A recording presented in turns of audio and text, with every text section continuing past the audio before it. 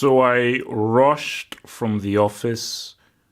I ran, and as you well know, with my health, that's not really a good thing with my current stamina. So I ran all the way in a panic for that. What the flipping heck was that I just witnessed? Get a drink, press pause, get a drink, get some food because I'm going in. This is going to be very detailed analysis. Told you, I'm not one of these like cool boys that does like a very quick 5 minutes, yes, cool thing. No, this is the football hot analysis, and we go in deep and we go in analytical here because I've got a lot of stuff to say. So again, just take some time because this is going to be a long analysis. First of all, United didn't want to win the game. That is for a fact. And I see where my boy is coming from. He's looking at the bigger picture. Injuries, away from home, Europa League to think about. He's not looking to leapfrog City. He's looking to leapfrog Liverpool. Because if United win their game in hand on Liverpool, they go above them. So maybe there is method to the madness. The madness. But with regards to the match, I'm going to look at both sides. But the main thing was that United were not interested in winning the game. They pretty much packed a flipping nuclear warhead in this game. They just wanted counter-attacks. And it's almost as if they wanted City to get the ball because literally they had no interest in keeping possession of the ball. There was zero midfield. It was crazy. But I'll get to them. Let me start with Man City. So for City, did they do enough to break down United? What was it that went down? For me, I think the best player for City was Toure. Yes, De Bruyne got some crosses in and everything, but we saw that kind of old school 2014-esque Toure, i.e. the guy who was really breaking from midfield, and he was the guy that was really giving City that strong impetus. And he should have kept on doing that because the only way that City could have broken down a very resolute United and United who were ultra super defensive was getting guys running with the ball and taking risks and taking chances, because it's very hard to outpass and try to find a through ball when you're playing against a flipping nuclear warhead. So the issue with City is, and I think this is something that Guardiola doesn't always do, they don't have a centre forward. Look, I wrote down notes. I told you we're going in deep. Because the issue I had, okay, look, Sané and Sterling, their form has dipped, so the movement is not as sharp, and they're struggling, I believe, from fatigue. And they're young, so they're not really experienced yet to really pace themselves throughout a season. And for Aguero, again, Aguero just doesn't have the kind of sharp movement that Gabriel Jesus has. Jesus came onto the pitch. Within minutes, you just saw the difference between him and Aguero and why he prefers GJ over Aguero, because GJ has better movement. He's a lot sharper. He's a lot more evasive in how he moves around the box, and also he's a lot harder to mark. For Aguero, you pretty much know what you're going to get, and for Aguero, he kept on coming outside the box, trying to find a few dribble space for his shot and shooting, but that doesn't work against a team that gives you zero space, and against a team that is so ultra defensive. Movement is paramount, and especially movement in the box. So City, they had no presence in the box because everybody just wanted to play outside the box and try to dribble. But again, for a guy like De Bruyne who was putting in very good crosses, they needed an old school number 9 like a Mario Gomez just to plant himself there and see what he can pick up from those crosses, which City just didn't have. Let's go to United. Rashford as a lone striker, it didn't work. So again, I do not know what Mourinho was trying to do, because in my humble opinion, I didn't think he wanted to win the game. If you were going to give him a goal, fine, but he was not going to try and stress himself or sweat over getting a goal. Fair enough. Again, he's targeting Liverpool, not Man City. But the Rashford lone striker didn't work. Every time the United had the ball, they kept on giving the ball away. There was zero midfield whatsoever. No midfield. I mean, Carrick did his best to hold the ball, but he was so deep that when he did receive the ball, he was only a few yards away from his own keeper. Carrick had to be in the middle of the pitch. So, because if he was in the middle of the pitch, then he could have been able to at least dictate the play and at least get possession of the ball. Because possession of the ball, it's a psychological thing. It's not necessarily about, okay, we need the ball to score a goal. It's about forcing the opposition to chase the game and actually swinging it in your favor, because by the opposing team chasing the game, they lose confidence in themselves. But by giving the opposing team the ball constantly and giving them possession constantly, they will put pressure upon you and force you to run. And as well, possession of the ball means you actually conserve your energy. Martial. I have spoken about this ad nauseum. So I'm trying to understand the Mourinho here. Am I mad? Am I crazy? Am I seeing things? Am I the only one that sees that Martial doesn't work as a left winger? Martial works better in the middle. You played him in the middle against Burnley. He gave you a goal and he gave you an assist. So Rashford and Martial have to play. I wonder what could be done.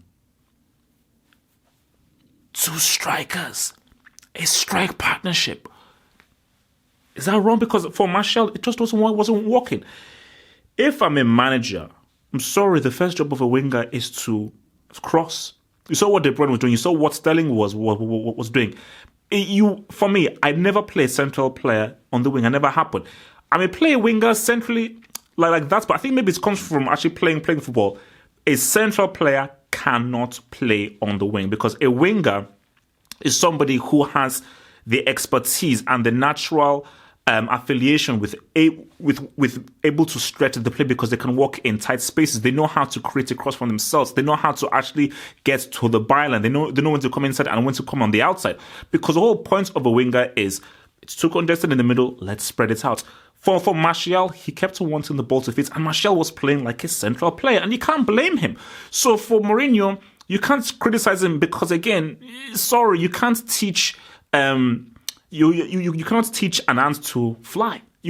An ant can't be a pigeon, and a pigeon can't be an ant. So a pigeon can't carry a cube of sugar, to its friends. That's what ants do. They carry cubes of sugar. So you can't mix. Look, it's a good analogy. So it just didn't work. It was very annoying seeing it, and I just do not understand Mourinho's thinking between consistently playing Martial as a left winger and thinking he has grounds to abuse him and insult him. It makes no sense to me. For me, 100% the best player was Eric Bailly. He was the best player. And that just shows you the kind of game that we watch, because Eric Bailly, his defending, his assuredness on the ball, how much he really calmed the defensive line, his control of the defensive line. He never felt under pressure. He never had to make too many last-ditch tackles. His reading of the game, the amount of interceptions he had, the kind of clearances he had, and just how he commanded the back line. You just had so much confidence with Bailly in that defense. And I think Bailly really, in my opinion, guys, I can't think of many central defenders in the Premier League better than him. For me, I'd say right now, Eric Bailly is the best. I'll say it. Eric Bailly is the best central defender in the Premier League, because he's better than Luiz, better than Azpilicueta, he's better than Cahill. Who else do you want? He's better than the guys in Arsenal. Liverpool don't play with any defenders. Eric Bailly is the best central defender in the Premier League. So that's it. So for me, for City, fair enough. It doesn't harm them too much. They now know that, look, they just need to focus on winning the rest of the games, and they will solidify for top 4. So for United, at first of all, I was thinking, what do you do? You can win them, you can beat them. Does it draw suits you? Then they showed the league table. So, and I understand where Mourinho is coming from, because Mourinho is like, look, I have those injuries. I don't have a Pogba. I ain't got your boy Ibra. Even if I still feel that with the players he had, they could have played with 2 strikers. Quick point though. Fellaini, you just committed a foul. Why do you go and commit another foul so soon after? Just saying. And the quick thing on Fellaini as well, you're a defensive midfielder. Be a defensive midfielder. Too many issues with that. Fellaini was in attacking position, and because he's not an attack-minded player, a lot of plays broke down because he lacks any creativity or ingenuity with the ball. So again, that was hard. And again, for Mkhitaryan, he only had one guy to pass to. I repeat myself. if Mkhitaryan had the option of a Martial and Rashford in the middle, both making runs, different kinds of runs, that gives Mkhitaryan more options, because that gives the Mkhitaryan the option to give it to Rashford, to give it to Martial, or to run 1-1 with the ball.